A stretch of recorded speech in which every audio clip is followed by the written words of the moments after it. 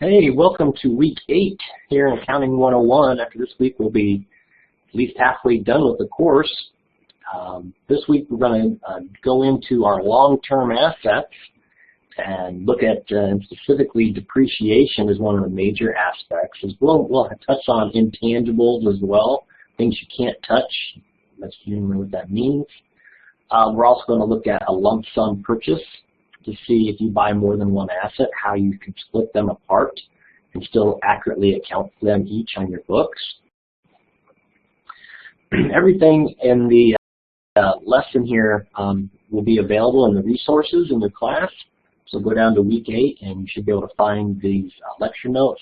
If you follow along with these, you should have, you should make your homework flow pretty easily. I think I've tried to cover just about everything there is in the homework. All right, so let's jump in. The first thing I wanted to talk about is what all gets included price-wise when you purchase an asset. So if you purchase an asset, do you account for, say, the sales tax and the shipping and any installation? Do you account for all of those separately and have a different expense for each? And the answer is no. You put them all together into one cost for that piece of equipment. And the general rule is any costs that get the item ready to use, if you're buying it for your own purpose, or to sell if it's inventory, any costs get added into that original purchase price as one big lump sum.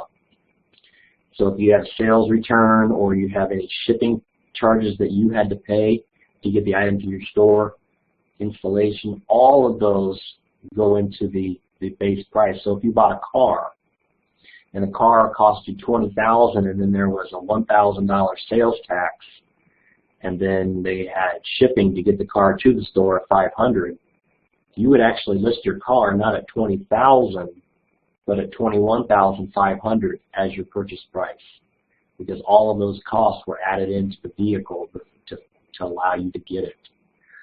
And so then some items that don't go in there that maybe are after the purchase price would be if you had a warranty, that's not included in the purchase price because the warranty starts the day you have it. That's not a cost to get the item ready to use. Or if you're paying interest on a loan to get that item, interest you pay after you have the item in hand, most likely.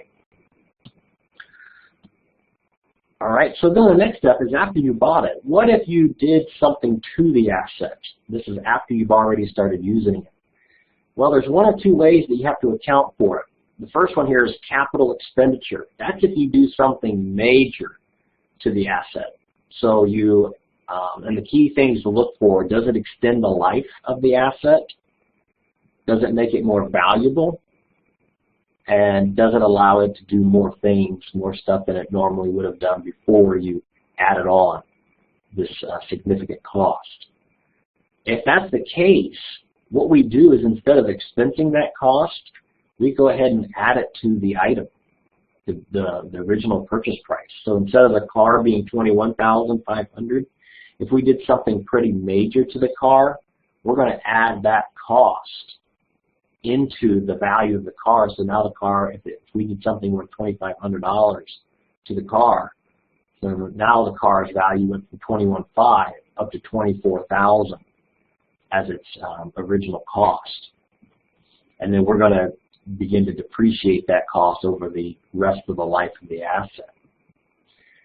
So there's a difference there between a capital expenditure, what we do, versus just an ordinary repair. If it's an ordinary repair, all we do is expense the cost as normal. So if we put on, as I put here, if we had a new oil change, put on new tires, those are just going to be costs that we're going to expense for the year. Even though the tires may last us a little more than a year, overall it doesn't really up the asset's value very much. It extends the life to a degree, but it's more of an ordinary repair that you just have to do on an ongoing basis.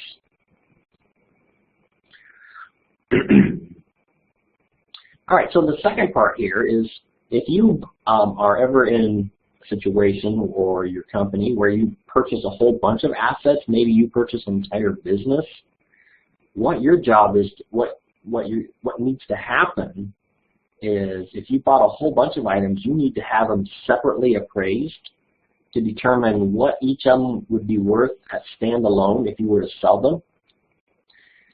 And then you need to use that appraised value to determine what you're actually going to record on your books. Let me try to maybe help make that a little more clear, less confusing. So when you purchase something in one big lump purchase, you buy a whole business perhaps, or you buy a group of items, we're going to need to go through and list each separately. And then and compare that to the full price that we paid. So I have an example here. Let's say somebody offered us a kind of a little bit of a discount. They said, if you buy these 3 vans, we'll sell it to you for $62,000 total, all 3. When each one was appraised for a total of $73,000. So they're giving us an $11,000 discount. If I were to just journalize this based on the appraised value and said, well, I got vehicle A on my books, it's a debit, vehicle B, vehicle C, and then I paid cash for $62,000, the debits here don't equal the credits. Your debits equal $73,000 and your credits equal $62,000. What are we going to do with that extra $11,000? Well, what we have to do is we have to allocate these costs and say vehicle A on our books didn't really cost us. It may be appraised at $26,000, but it didn't cost us $26,000. So what we have to do is, out of the total price that all the assets are worth, all 3, we need to figure out how much of the entire price was vehicle A comprised of. If I just do the math, it's a little over 35%.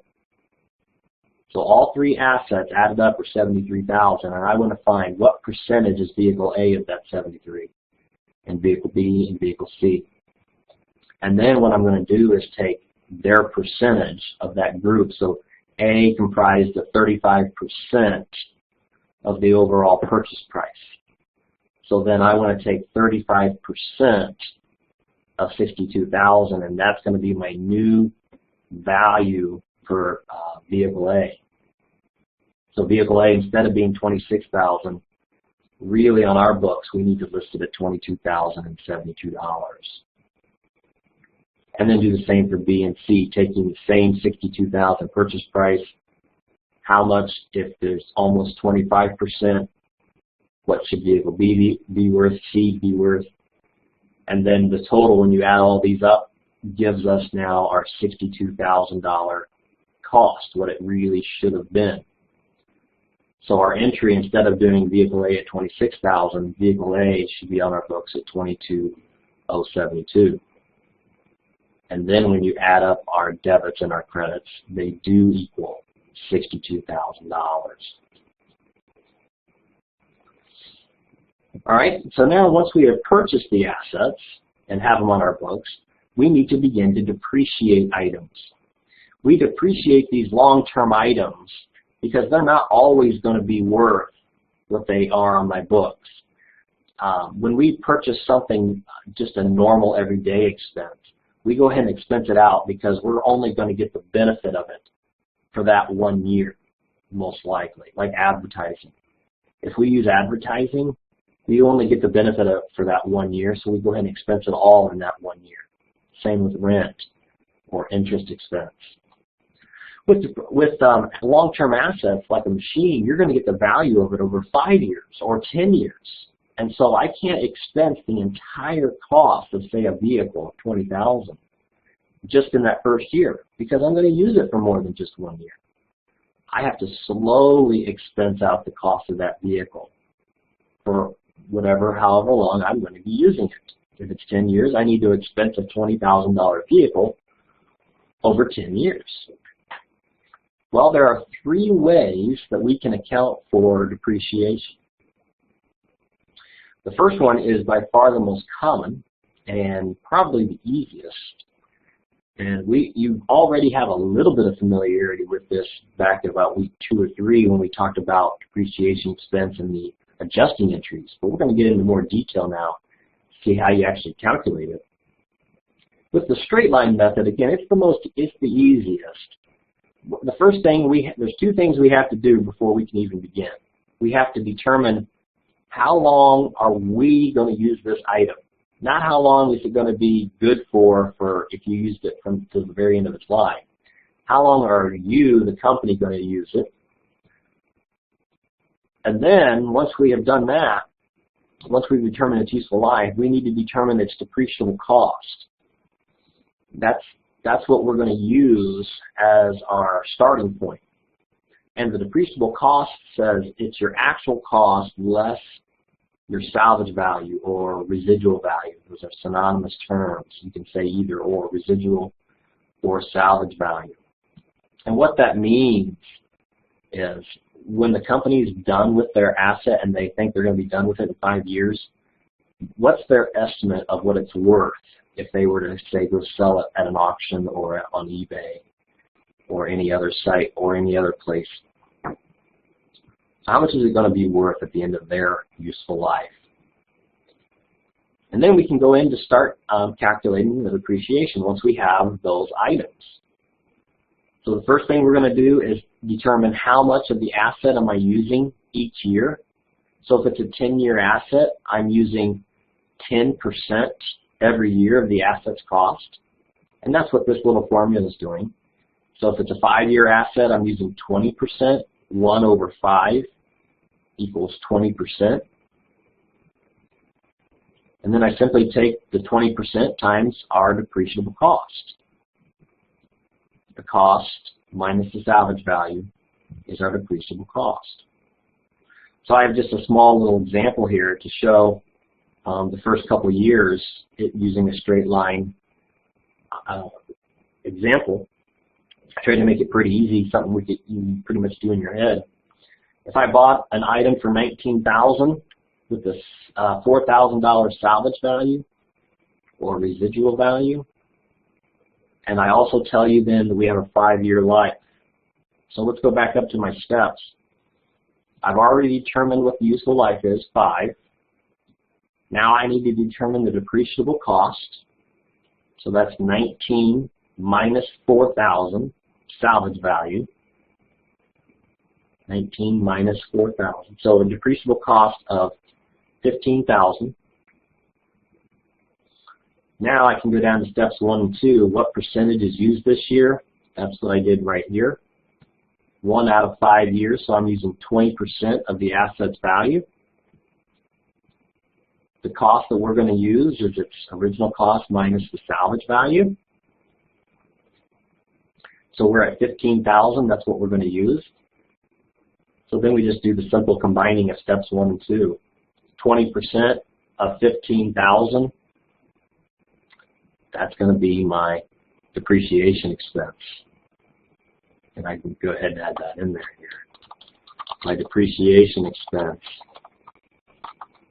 equals 15,000 times 20%, which is $3,000. And I did it out on a little chart, very similar to what my accounting lab is going to look like. Year 1, what is our depreciable cost? What percentage will I be using for the straight line? So that was 20%.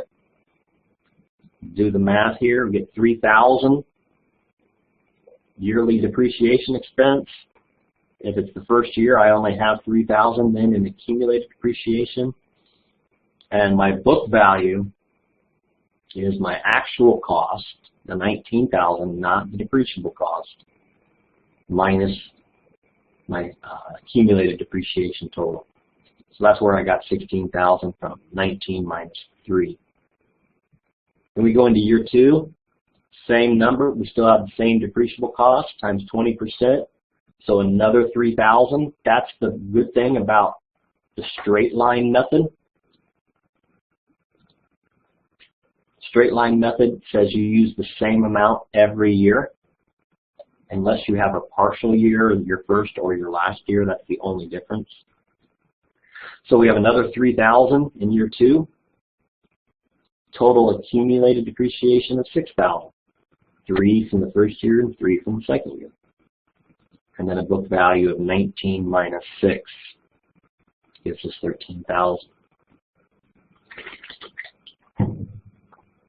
Okay, the second method, double declining.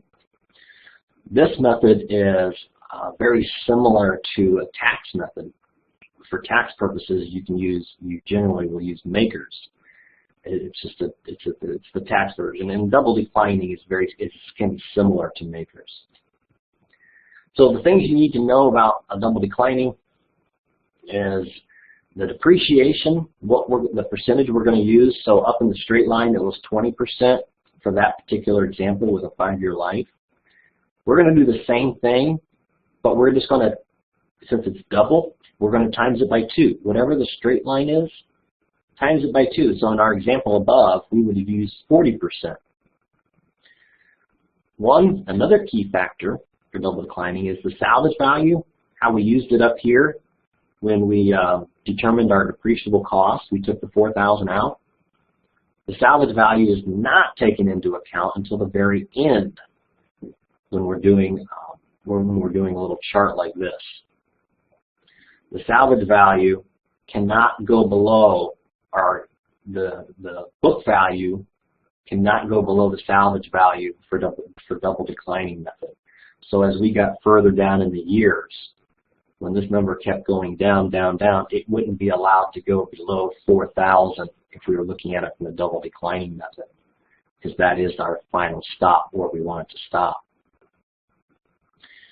And then finally, we need to, one of the new things about this one is your depreciation expense does change every year. And it changes because your book value changes. What you're going to do is take your double declining percent and then multiply it by your most recent book value. So every year your depreciation does go down, and a lot of times it starts going down pretty steep. So if we're going to use the same example as above, some of the steps we need to do before we start. First thing we need to do is determine what is our percentage going to be. Well, we're going to use 40%. Because 1 over 5 was 20, we've got to multiply it by 2. Depreciable value, so basically what am I going to use to depreciate based on 40%? Well, remember what we just said, we're going to go based on the asset's most recent book value that we have calculated. And then again, the book value, I've already stated that in the prior example, how you get that. Okay, so let's look how this one works out. Year 1, if we bought this at the beginning of the year and we depreciate an entire year, our depreciable cost is no longer the 19 minus the 4. We just use the regular cost, 19 at 40%. Remember, 2 times the straight line percent.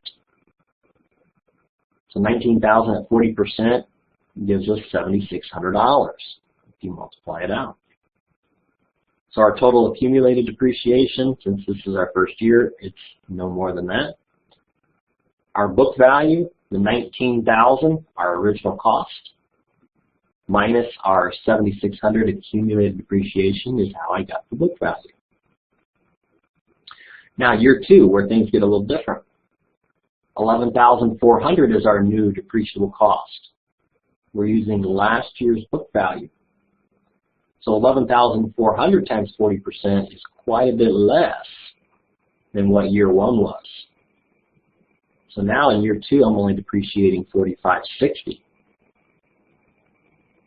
which gives me accumulated depreciation when I add up the $7,600 plus the $4,560. I'm starting to get a pretty low book value already. I've already expensed my asset quite a bit. Remember, this number cannot go below the salvage value. That's where the salvage value comes into play. So this number cannot go below 4,000. So I go to the next year, 6,840 at 40%.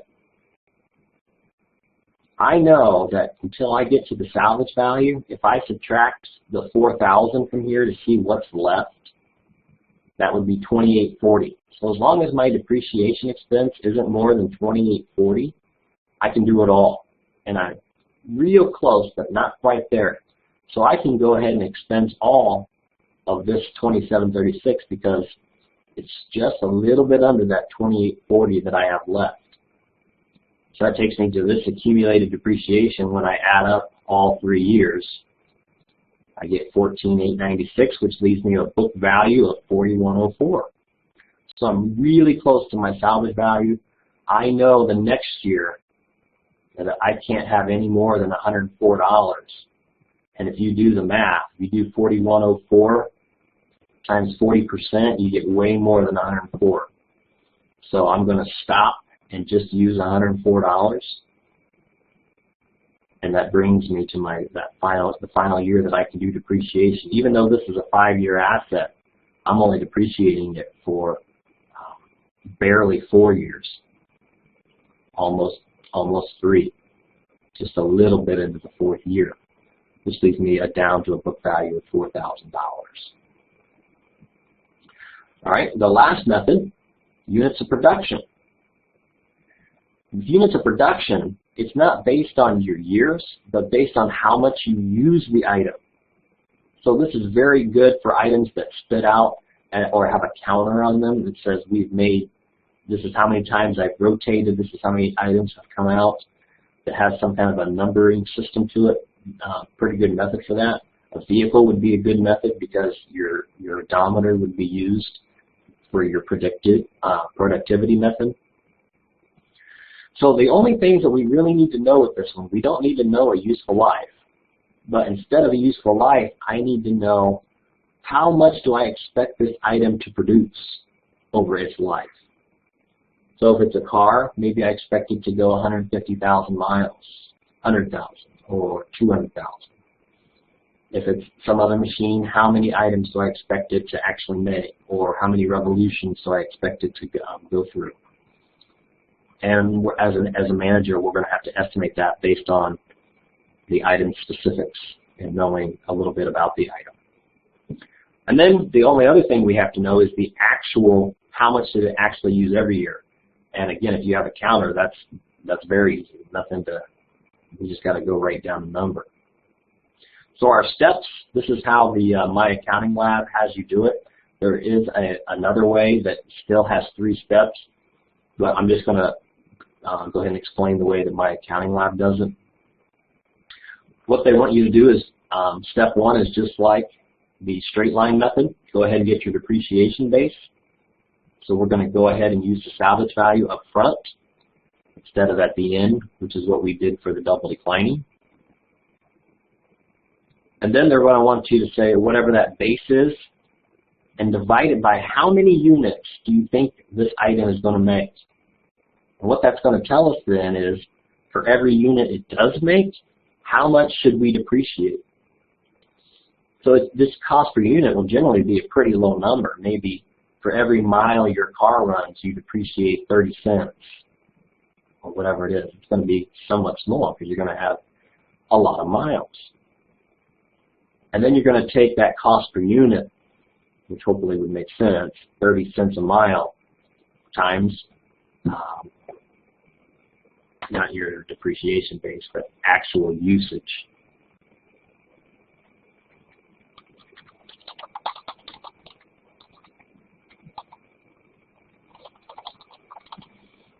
So actual usage per year. So let's, using our car example from above, instead of it having a 5-year life, let's say we plan on using it for 150,000 miles. The first year we had 35,000 miles. The second year we drove a little bit more at 40,000. So let's do our steps. Cost minus the salvage value, that's the same as straight line. And then I take our depreciable cost and divide it by how many estimated miles do I think I'm going to drive in total, 150,000. You do the math, and for every mile I drive, I'm going to depreciate 10 cents. And then the third step here, 10 cents a mile times 35,000 miles. So I'm going to take 10 cents times what I actually drove for the year, 35,000, and I easily get what my depreciation expense should be, 3,500. And then you can see what the book value is. We can update my book value every year. When I go to year 2, I use the same steps. I don't use the updated book value like I did in the double declining. Go back 15,000, steps 1 and step 2 are exactly the same. No reason to even do them again if you didn't want to. You could go right into step 3. 10 cents a mile times how many miles did I go this year? 40,000, so my depreciation expense is a little higher. I use the vehicle a little more, so my expense should be a little more. It's a very good comparison to what you actually used, and then you should expense similar to what you used. If you use a lot, you should expense higher. And then I can get my actual updated book value. All right, so now that we've depreciated our item, what happens when it's time to go ahead and get rid of the item, or we plan on selling it, or maybe even just throwing it out? One of the key things to know is fair market value is not the same as your company's book value. Book value is simply what your item cost less how much you've depreciated. That's it. Fair market value is what is somebody in the real world willing to pay you for your asset, and you're willing to accept that as a transaction. That's the fair market value. Big difference between fair market value and book value. But if there is a difference between your fair market value and your book value, then we have a gain or a loss. And gain or losses are reported after the expenses on the income statement. So far we've looked at just some basic income statements with revenues minus your expenses equals net income. And we've also maybe done a little bit more in depth when we had revenue minus cost of goods sold gave us our gross profit, and then minus your expenses gave us net income. Now, after the expenses is if you have any gain or losses, that's where those are going to flow in. The reason they're below the expenses is these are not normal yearly items that we plan on having. We don't plan on having gain or losses in a normal, in a small little business setting on a regular basis. That's just not something that normally happens.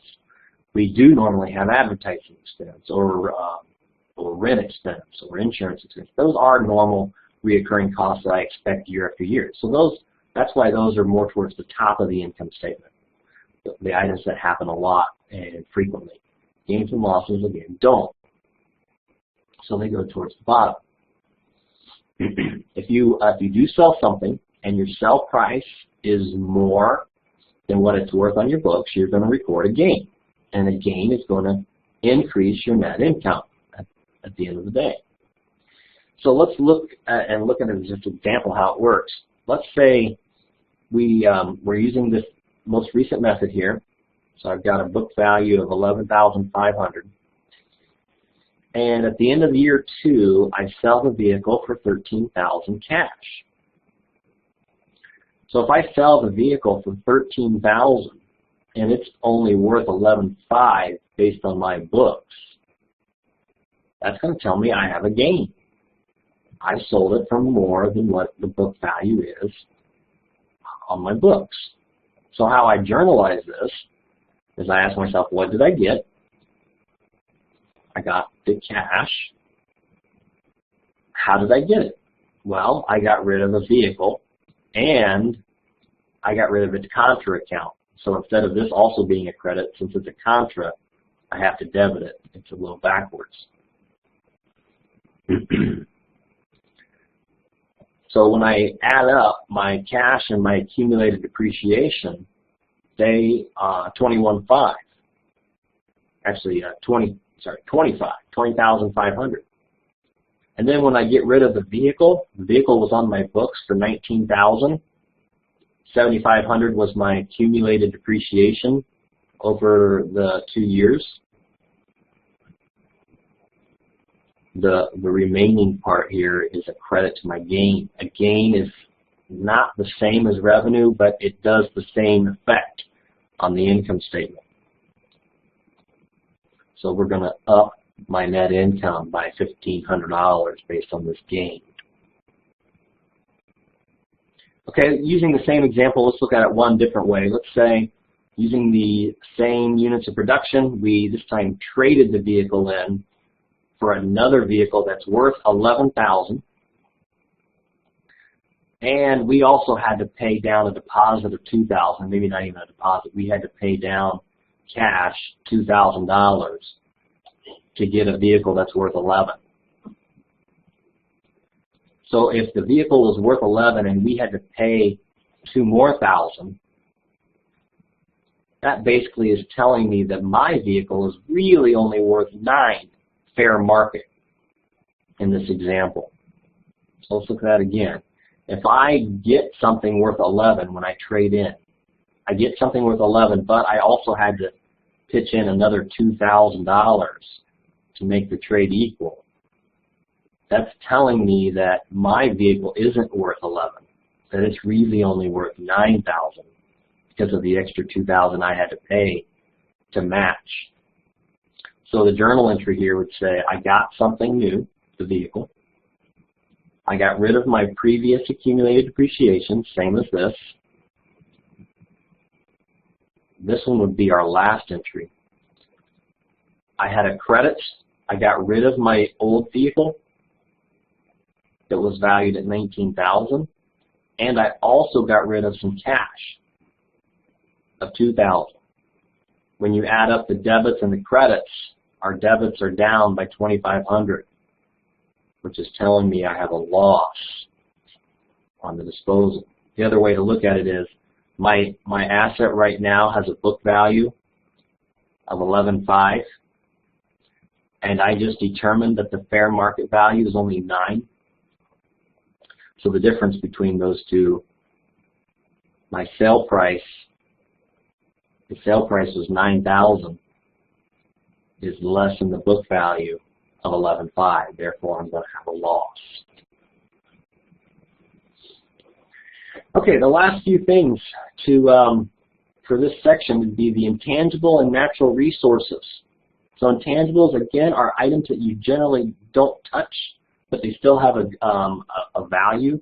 You don't touch them more than maybe just a piece of paper saying you have it, and that's what a trademark would be, or copyright. Those can be very valuable. If you have the McDonald's golden arches, that's a pretty valuable trademark.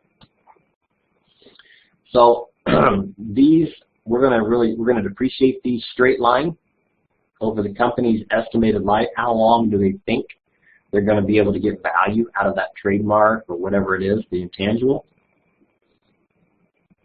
even though the item's legal life may be less. So just a little overview. You're going to use the same method as straight line as above, so no reason to really go through an example here. Natural resources, if you have items in the land that you have to remove, those items in the land, when you do remove them, will be counted as inventory. That's something a little different than you may have originally thought. So when we actually sell those minerals or whatever it is, the valuables in the land, we're going to expense it out with the cost of goods sold like we would any other inventory. And the main thing then is once the land has been excavated, we don't depreciate any further the land. Land by itself does not depreciate. So let's look at a little example here. I purchased some land that is known to have some coal in it probably, and I purchased it for $500,000. Our estimated, this is kind of like units of production in a way, our estimated 100 tons of coal to take out, and we took out 20 tons the first year. And of that, we sold 15. All right. So the first thing is we bought the land. So we need to show that. And instead of calling it just land, I'm going to show what the land, what's really why I bought the land. I didn't buy the land just to have land. I bought it for what's in it, the minerals, or whatever you want to call that. But one of the ways to call it is a mineral asset. And I have something worth $500,000. we're going to assume that the land is going to be worth nothing when I'm done because it's tore up. It's maybe in a bad area for a business because it's maybe out in the mountains. So after the end, when I'm done, I'm not going to have an asset left. And you'll see how this works. So the first year I took out 20 tons out of the estimated 100. So I took out 20% of the land. I took it out and I put it into inventory. So out of the $500,000 worth of coal, I now have ready to sell 100, setting off to the side as inventory. And I'm going to take that directly out of the asset because that land no longer has that 100,000 of asset anymore in it. And then when I go to sell it, I don't know, I didn't get the sale price of the land, but when I do sell the 15 tons, then I need to get rid of this second asset that I created, the inventory, just like I normally would with a cash or a credit sale of any other inventory. So my first entry would be, let's say, the cash coming in at somebody bought it for 125. So I have sales revenue.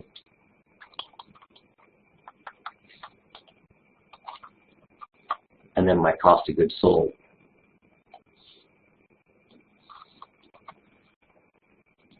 So we'll put in the original problem, sold 15 tons for 125,000.